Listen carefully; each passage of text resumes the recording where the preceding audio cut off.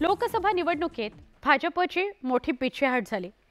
अनेक दिग्गजांनी घरचा रस्ता दाखवला, पण अयोध्येतील पराभव भाजपच्या चांगलाच जिव्हारी लागलाय। अयोध्येतील ज्या राम मंदिराच्या मुद्द्यावर भाजपच्या राजकारणाचा पाया आहे, त्याच अयोध्या वासियांनी लोकसभा निवडणुकीमध्ये साफ नाकारलाय, तर विरोधकांच्या हाती हे ब्रह्मास्त्र लागलंय। आता याच पराभवावरून म्हणजे अयोध्येच्या पराभवावरून विरोधकांकडून भाजपला वारंवार डिवचलं जात आहे। राज्यातील महाविकास आघाडीचे नेतेही यात मागे नाहीत। नाशिकच्या सभेत मी म्हटलं होतं की आम्हाला भाजपा मुक्त राम पाहिजे। तो भाजपा मुक्त राम अयोध्यावासियांनी आणि उत्तर प्रदेश जिथे जिथे प्रभू रामचंद्राचं वास्तव्य होतं तिथे तिथे भाजपाने सपाटून मार खाल्लेला आहे। म्हणजे आता भाजप मुक्त राम झालेलं आहे।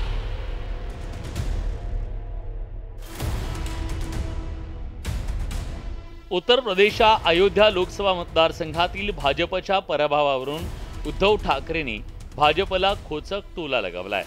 अयोध्येतील मतदारांनी भाजपला राममुक्त केल्याची बोचरी टीका उद्धव ठाकरेंनी केली। लोकसभा निवडणुकीत भाजपला उत्तर प्रदेशात मोठा फटका बसला। राज्यातील एकूण 80 जागांपैकी अवघ्या 33 जागा भाजपला जिंकता आल्या, तर 37 जागांवर समाजवादी पार्टीने झेंडा फडकवला। विशेष म्हणजे या निवडणुकीत अयोध्या लोकसभेत भाजपला पराभव पत्करावा लागला। समाजवादी पार्टीचे अवधेश प्रसाद यांनी भाजप उमेदवार लल्लू सिंग यांना 50,000 मतांच्या फरकाने पराभूत केलं।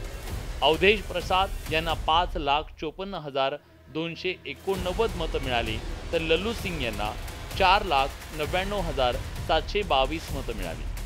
लोकसभा निवडणुकीच्या पूर्वी भाजपनं राम मंदिराचं उद्घाटन केलं, तसंच निवडणूक प्रचारात मोदी शहांनी राम मंदिराच्या उद्घाटनावरून इंडिया आघाडीच्या नेत्यांना टार्गेट केलं।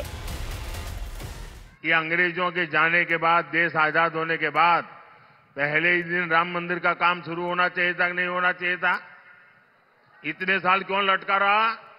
क्योंकि उनकी वोट बैंक की राजनीति थी, उनके वोट बैंक की चिंता थी, आपकी आस्था की चिंता नहीं थी, आपकी भावना की चिंता नहीं थी, आपकी श्रद्धा की चिंता नहीं थी।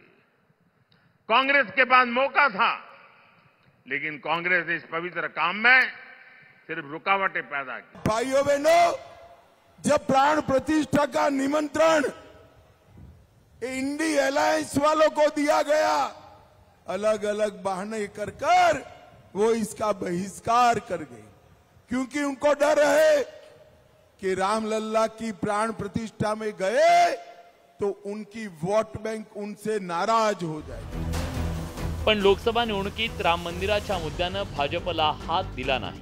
अयोध्येत भाजपला पराभव पत्करावा लागला, पण केवळ प्रभू रामाच्या जन्मभूमीत भाजपचा पराभव झालाय असं नाही। रामाच्या वास्तव्यासाठी प्रसिद्ध असलेल्या तीर्थस्थळी सुद्धा भाजपचा लोकसभेत पाडाव झालाय।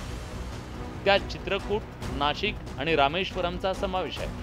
उत्तर प्रदेशातील बांदा चित्रकूट लोकसभा मतदारसंघातून समाजवादी पार्टीच्या कृष्णा पटेल यांनी भाजपच्या RK सिंग पटेल यांचा पराभव केला। वनवासात प्रभू रामाचं वास्तव्य असलेल्या नाशिकमध्ये शिंदेंच्या नेतृत्वातील शिवसेनेचे हेमंत गोडसे यांना पराभवाचा सामना करावा लागला। शिवसेना उबाठाच्या राजाभाऊ वाजे यांनी गोडसेंना पराभूत केलं। तिकडे तामिळनाडूच्या रामनाथपुरम रामेश्वरम लोकसभा मतदारसंघातून कानी के नवाज यांनी विजय मिळवला।